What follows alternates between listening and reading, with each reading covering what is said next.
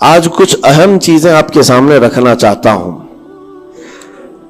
میں کتاب پڑھ رہا تھا امام غزالی رحمۃ اللہ تعالی علیہ کی، اس میں بہت اہم چیزیں آپ نے بیان فرمائی. اللہ کے ناراض ہونے کی نشانیاں کیا ہیں؟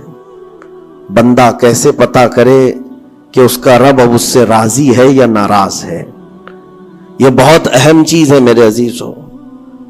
اللہ کریم بندوں سے راضی ہے یا ناراض ہے، یہ کیسے پتا چلتا ہے؟ اس کی کچھ نشانیاں بزرگوں نے فرمائی، حتیٰ کہ حدیث پاک میں بھی ملتی ہیں. رسول کریم صلی اللہ علیہ وسلم سے بھی پوچھا گیا، اور پھر مولا علی کرم اللہ وجہہ الکریم کے اقوال بھی ہیں. آج ہمیں ان چیزوں کی طرف خاص نظر کرنے کی ضرورت ہے. اگر وہ چیزیں پتہ چل جائے تو ہو سکتا ہے انسان اپنے آپ کی اصلاح کر لے اور اس میدان سے نکل آئے. کیونکہ غفلت میں کبھی ایسا ہوتا ہے کہ اسے لگ رہا ہے میں جو چل رہا ہوں صحیح چل رہا ہوں، سب تو ٹھیک ٹھاک ہے، لیکن بسا اوقات ایسا ہوتا ہے کہ وہ اتنے غلط راستے پر ہے کہ رب تعالیٰ کی ناراضگی اس کے ساتھ ہے. حدیث پاک میں اگر پوچھا گیا تو حدیث میں ایک لفظ سب سے زیادہ ہے، کئی حدیثیں ہیں. ابن ابی دنیا میں یہ حدیث منقول ہے. حضور پاک صلی اللہ علیہ وسلم نے فرمایا، اللہ کے ناراض ہونے کی سب سے بڑی نشانی یہ ہے کہ جب تم میں سے سب سے برے لوگوں کو تم پر وہ حاکم بنا دے تو سمجھ لو کہ اللہ قوم سے ناراض ہے. برے لوگ، آج تو یہ تو لوگوں میں زبان زد ہو گیا ہے جملہ کہ حاکم جو ہوتے ہیں وہ گنڈے ہوتے ہیں، موالی ہوتے ہیں، جو سیاست میں جاتے حکومت کرتے ہیں وہ سب کے سب چھٹے ہوئے بدماشوں میں سے آتے ہیں. ایک طرح سے لوگوں میں ایک بات مشہور ہے، اور اس کو تو اب نارملی لیا جا رہا ہے. کوئی اچھا آدمی جاتا بھی ہے تو اس کو پوچھا جاتا ہے تجھے کیا ہو گیا کہ تو اس میدان میں آ گیا. حالانکہ یہ میدان اتنا بدنام ہوا ہے تو اس کو آپ نارملی نہ لیں، بلکہ رسول پاک صلی اللہ علیہ وسلم فرماتے اللہ کے ناراض ہونے کی یہ نشانی ہے. اور دوسری نشانی فرمایا کہ جب اللہ کریم ناراض ہوتا ہے تو بارشوں کو روک لیتا ہے، بے موسم بارش آنے لگتی ہے. اگر بغیر موسم کے الگ الگ انداز سے بارشیں آنے لگ جائیں تو سمجھ لو کہ رب تبارک و تعالیٰ کی غضب کی نشانی ہے اور اس کی ناراضگی کی نشانی. پھر تیسری چیز اسی حدیث میں یہ فرمایا گیا کہ رب تبارک و تعالیٰ لوگوں کے رزق سے برکت ختم کر دیتا ہے، اس کی ناراضگی کی یہ نشانی ہے. اب برکت ختم ہونے کے طریقے بہت سارے ہیں، اب اس کو میں آپ کو بتاتا ہوں. لیکن مجھے جو بات بہت اہم لگی اور دل پر لگی، مولا علی کرم اللہ وجہہ الکریم ایک بار بیٹھے ہوئے تھے، تسبیح پڑھ رہے تھے. ایک شخص آیا اور بہت بپھرا ہوا تھا، پریشان حال تھا. دروازہ کھٹکھٹایا، اندر آیا. مولا علی کرم اللہ وجہہ الکریم نے پوچھا کیا بات ہے، کیوں اتنا پریشان ہے؟ کہا کہ میں لٹ گیا، اتنا برباد ہو گیا ہوں، میں کیا کروں، مجھے کچھ سمجھ میں نہیں آتا. یہ کئی لوگوں کی زندگی میں چلتی ہوئی بات میں آپ کے سامنے رکھ رہا ہوں. آج سے 14 صدی پہلے یہی سیم مسئلہ لے کر کے آیا جو آج بہتوں کے ساتھ یہ چل رہا ہے. پوچھا آپ نے کیا ہوا ہے؟ کہا اچھا خاصا میرا بزنس چلتا تھا، اچانک رک گیا.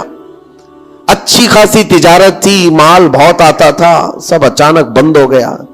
اب تو پوزیشن یہ، حال یہ ہے کہ جس چیز میں ہاتھ لگاتا ہوں نقصان ہی ہوتا ہے. اور اس نے یہ بھی کہا کہ اگر میں سونے کو بھی ہاتھ لگاؤں تو ایسا لگتا ہے مٹی بن جائے گی. ساری چیزیں ختم ہو گئی ہیں. وہ رویا جا رہا تھا اور کہا کہ مجھے اس کا سبب نہیں پتا ہے، کیا ہو رہا ہے کیا نہیں ہے.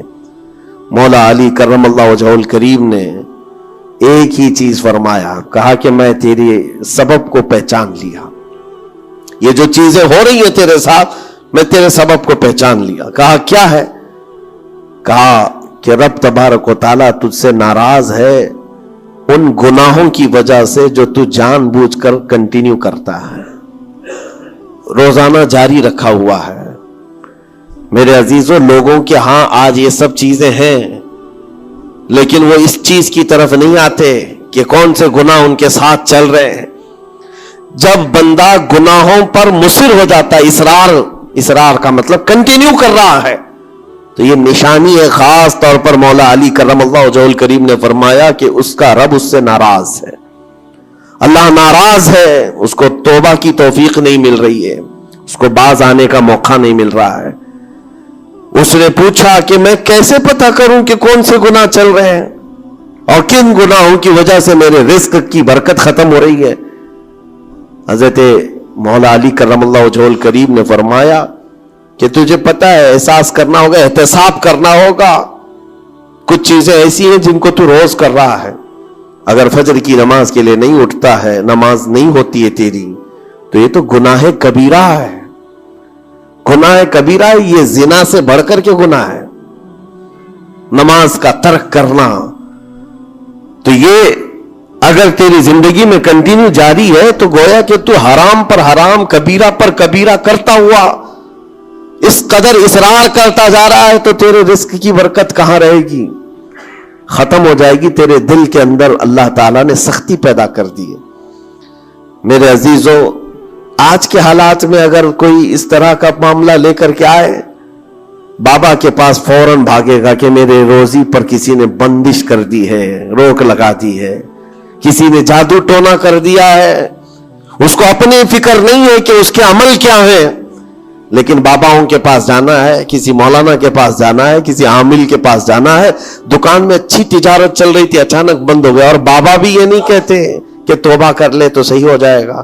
نہیں, وہ اس کے رشتہ داروں میں سے کسی نے بڑا کچھ کر دیا ہے, اس کو یہی سجیسٹ کیا جائے گا.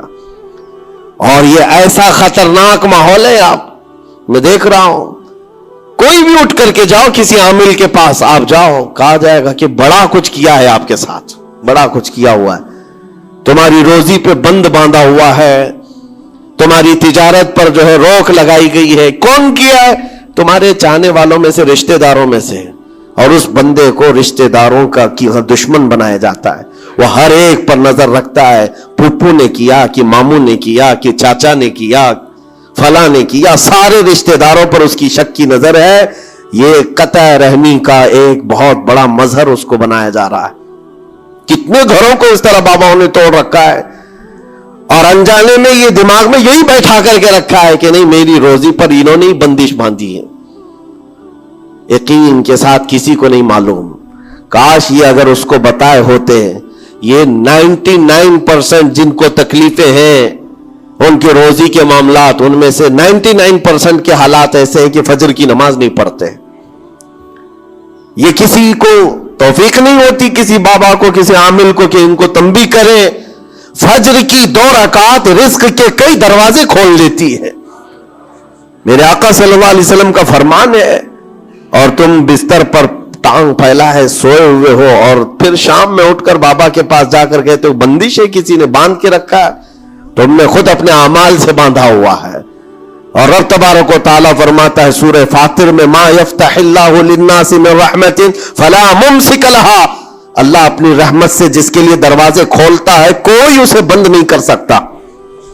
یہ رب کا فرمان سنا رہا ہوں. وما یمسک فلا مرسل لہ من بعدہ, اور اللہ فرماتا ہے جس کے لیے اللہ روک دے کوئی طاقت اسے کھول نہیں سکتی. اللہ نے اگر بند کر دیا ہے تو کوئی نہیں کھولے گا. اب یہ رب تبارک و تعالیٰ کس کے لیے بند کرتا ہے, کس کے لیے کھولتا ہے, یہ اس کی شان ہے. لیکن ساتھ میں ایک بات اور آپ کو بتا دوں. حضرت ابو سفیان ثوری رحمۃ اللہ تعالی علیہ, حضرت سفیان ثوری کا ایک قول ہے, قسوۃ القلوب عقوبۃ للعاصی, یہ گناہ کنٹینیو جو کر رہا ہے اس کی سزا کیا ہے؟ یہ اللہ تبارک و تعالیٰ کے ناراضگی کی نشانی. سزا کیا ہے؟ کچھ لوگوں کو ایسا لگتا ہے مجھے کچھ نہیں ہو رہا ہے, میرا گھر بار سب صحیح ہے, ٹھیک ٹھاک ہے, تو فرمایا اس کی پہلی سزا تو یہ ہے عقوبۃ قسوۃ القلوب, یعنی جو کنٹینیو گناہ کرتا ہے رب تعالیٰ اس کا دل پتھر کی طرح بناتا ہے, سخت ہو جاتا ہے اس کا دل. نہ رب تبارک و تعالیٰ کے نام پر اس کی کبھی آنکھیں بھیگتی ہوئی دکھتی ہے, نہ عذاب قبر کا اسے خوف محسوس ہوتا ہے, نہ محشر کے دن کی فکر, نہ جہنم کے لپکتے ہوئے شعلوں سے اس کا دل دہلتا ہے. نہیں, دل سخت ہو گیا ہے. گناہوں پر جو بندہ کنٹینیو اصرار کرتا جاتا ہے اس کا دل سخت کر دیا جاتا ہے. یہ رب تبارک و تعالیٰ کے ناراض ہونے کی نشانی ہے، غضبناک ہونے کی نشانی ہے۔ اور ایک نشانی یہ فرمائی ہے، تابعین نے فرمایا کہ اگر بندے کو عبادت کرنے میں مزہ نہیں آتا تو سمجھ لو کہ رب تعالیٰ اس سے ناراض ہے، توفیق چھین لیا۔ نماز پڑھنے میں دل نہیں لگتا، اور اگر وہ نماز کی اذان کی آواز سن کر کے بھی لاپرواہی برتتا ہے تو فرمایا گیا یہ اس بات کی علامت ہے کہ اس کا رب اس سے راضی نہیں ہے۔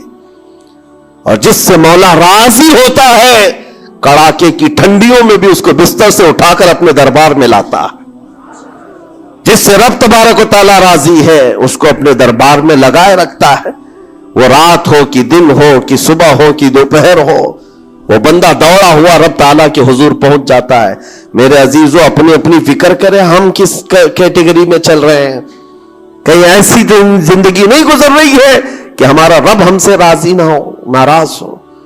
پھر پوچھا گیا کہ اگر اللہ تبارک و تعالیٰ ناراض ہے تو پھر دولت کی ریل پیل گھر بار ساری چیزیں ہیں۔ فرمائے یہ بھی ایک نشانی اللہ کی ناراضگی کی کہ گناہ کنٹینیو ہونے کے باوجود اگر تمہارے مال میں کمی نہیں آ رہی ہے، روزانہ بڑھتا جا رہا ہے، تو خوف کھاؤ کہ اللہ بڑے عذاب کا تمہارے لیے تیاری فرما رہا ہے۔ آخرت میں تمہارا کوئی حصہ نہیں ہوگا، سب کچھ دنیا میں دے دیا جائے گا اور تمہارے لیے بڑے عذاب کی تیاری ہو رہی ہے۔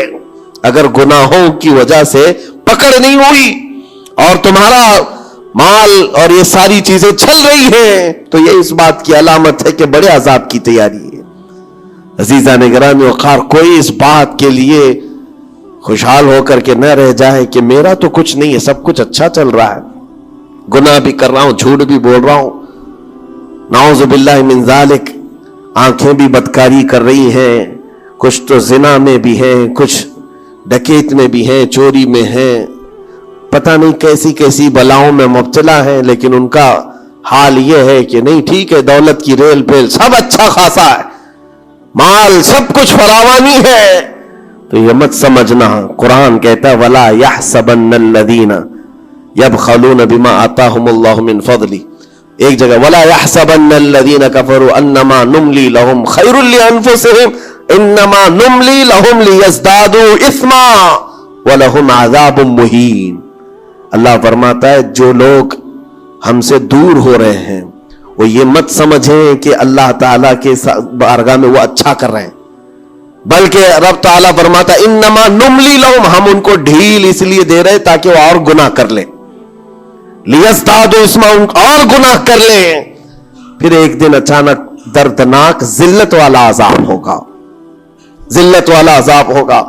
قرآن پاک میں رب تعالیٰ فرماتا وَلَا تَكُونُوا كَالَّذِينَ نَسُوا اللَّهَ فَأَنسَاهُمْ أَنفُسَهُمْ، تم ان لوگوں کی طرح مت ہونا جو اللہ کو بھول گئے۔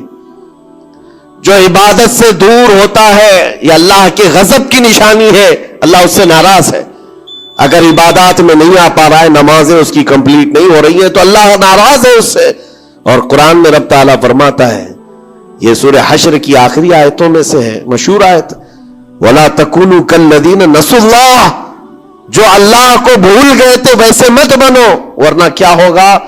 رب فرماتا فَأَنسَاهُمْ أَنفُسَهُمْ، اللہ ان کو خود اپنے آپ کو بھلا دے گا، یعنی تمہیں ایسا بنا دیا جائے گا کہ تم کو خود یاد نہیں ہوگا تم کون ہو، بھول جاؤ گے۔ قیامت کے دن بھی ایسے بہت ہوں گے جن کو خود پتا نہیں ہوگا کہ کیا تھے، بلکہ مرنے کے وقت بھی کئی لوگ اپنا نام تک بھول جاتے ہیں۔ ان سے پوچھا جائے، اسی لیے تو کلمہ پڑھنے کی تلقین کی جاتی ہے کہ آپ وہاں بیٹھ کر کے کلمہ پڑھتے رہو، ورنہ وہ بھولتا چلا جائے گا، بھولتا چلا جائے گا۔ ایسی کیفیت میں آتا ہے بندہ کہ وہ خود اپنے آپ کو بھول جاتا ہے۔ اور رب تعالیٰ فرماتا ہے کہ جن لوگوں نے اللہ کو بھلا دیا اللہ ان کو بھلا دے گا خود کا، ان کی ذات ایسی بن جائے گی کہ وہ خود اپنے آپ کو بھول چکے ہوں گے۔ عزیزان گرامی وقار، جو نشانیاں بتائی گئی ہیں ان کو چن چن کر کے دیکھو، کہیں میری زندگی میں آ تو نہیں گئی ہے۔ دل کا سخت ہونا یہ بہت بڑی علامت ہے، اور دل سخت ہے یہ کیسے پتا چلے؟ فرمایا گیا کہ مسجد میں اگر زیادہ دیر بیٹھنے کی خواہش نہیں ہوتی ہے تو دل کالا ہے، اگر قرآن پڑھنے میں دل نہیں لگتا ہے تو دل سخت ہو چکا ہے۔ اٹھاؤ قرآن ہاتھ میں، دیکھو کتنی دیر پڑھ سکتے ہو، اور موبائل کو گھنٹوں چلا سکتے ہو. موبائل کی اسکرین پر تم آنکھیں جمائے بیٹھے رہتے ہو، جبکہ اسی موبائل میں قرآن بھی ہے لیکن وہ کھلتا نہیں ہے. اور قرآن اگر نہیں کھل پا رہا ہے تم سے، اور صفحہ دو صفحہ نہیں پڑھ پا رہے ہو، تو تمہارا دل کالا ہو چکا ہے، دل سخت ہے. یہ 3 علامتیں تو مشہور ہیں.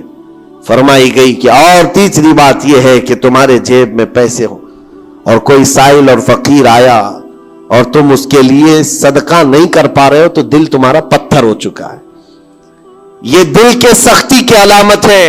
اور قسوۃ القلوب عقوبۃ للعاصی، یہ کہا گیا ہے دل کا سخت ہونا یہ تو رب کی طرف سے بہت بڑی سزا ہے، بہت بڑی سزا ہے. گنہگار کی سزا یہاں سے شروع ہوتی ہے. اور پھر آپ کو ایسا لگ رہا ہوگا کہ دل سخت ہو گیا ہے تو کیا ہوگا، اس کو ہلکے میں نہ لیں، ہلکے میں نہ لیں. فرمایا گیا کہ جب دل سخت ہو جاتا ہے تو بندہ کفر تک بھی جا سکتا ہے، کفر تک بھی جا سکتا ہے. دل کی سختی اس کو کفر بھی لے جاتی ہے. بلکہ بزرگوں نے یہاں تک فرمایا کہ جب بندے کا دل سخت ہو جاتا ہے تو اس کے نزدیک ماں سے زنا بھی ہلکا لگتا ہے، بیٹی سے زنا بھی اس کے لیے ہلکی چیز ہے. دل سخت ہے تو جانوروں سے زیادہ ذلیل کام کرنے کو بھی آسان سمجھتا. دل کی سختی اس کو بھیانک گناہوں کی طرف لے جاتی ہے جس کی سوچ بھی نہیں کر سکتے. اسی لیے میرے عزیزوں، وہ دل کی سختیاں آنے سے پہلے اپنے رب کو راضی کر لیں، وہ رحمان کو راضی کر لیں. آج کے ان حالات کو دیکھ کر کے یہ سب محسوس ہونے لگتا ہے کہ کہیں رب ناراض تو نہیں ہے بندوں سے. دعائیں کثرت سے ہوتی ہیں، ہماری دعائیں کہاں جا رہی ہیں؟ اور ظالموں کا ظلم بڑھتا چلا جا رہا ہے. شریر اور فسادی لوگوں کو ہماری گردنوں پر حاکم بنایا گیا ہے. یہ سب رب تعالیٰ کے غضب کی علامات ہیں. اجتماعی توبہ ہو، اور توبہ کا بھی مطلب یہ نہیں ہے کہ دونوں گال پہ ہم تھپڑ مار کر کے نکل جائیں. زندگی پر اس توبہ کے اثرات کا اظہار ہونا چاہیے. آج رات کو توبہ کیا ہے، رب تعالیٰ کے حضور سچی توبہ کیا ہے تو کل اس کی زندگی میں تبدیلی تو آئے. رات بھر توبہ کرتا رہا اور فجر میں سو رہا ہے تو کوئی تبدیلی نہیں آئی، یعنی تم نے دل سے اللہ کی بارگاہ میں توبہ ہی نہیں کیا ہے، نہ ہی تمہارے چال چلن میں کوئی فرق آیا. یہ توبہ نہیں ہے. تھپڑ تو 1000 بار مار لو، اس کو توبہ نہیں کہا جاتا. توبہ عزم مصمم کا نام ہے، اور اللہ تبارک و تعالیٰ کو راضی کرنے والی توبہ وہی ہے جو عزم مصمم کے ساتھ ہوتی ہے. جانتے ہو سیدنا عمر فاروق رضی اللہ تعالیٰ عنہ، ان کا دور وہ ایک ایسے رعب و دبدبے کا دور ہے.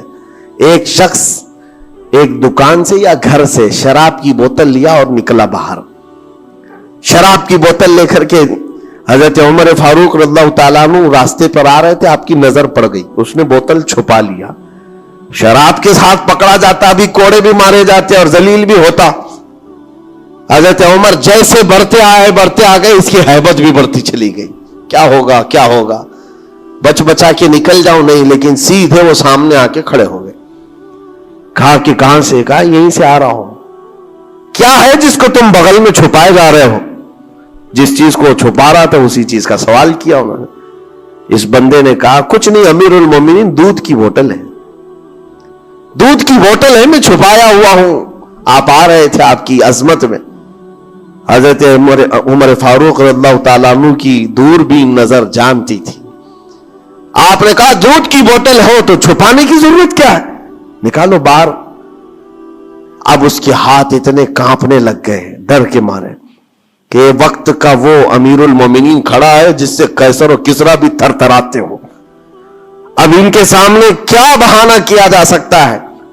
اس نے بغل میں سے آہستہ سے بوتل نکالی، آپ کے سامنے سر جھکا کر پیش کیا. حقیقت میں وہ دودھ کی ہی بوتل تھی، دودھ کی ہی بوتل تھی. یہ دیکھ کر اس کا سر چکرا گیا.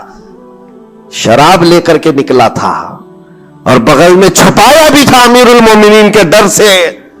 حضرت عمر فاروق نے کہا کہ یہ دودھ کی بوتل ہے تو تیرے اندر اتنا ڈر اور سہم کس بات کا، سچ بتا.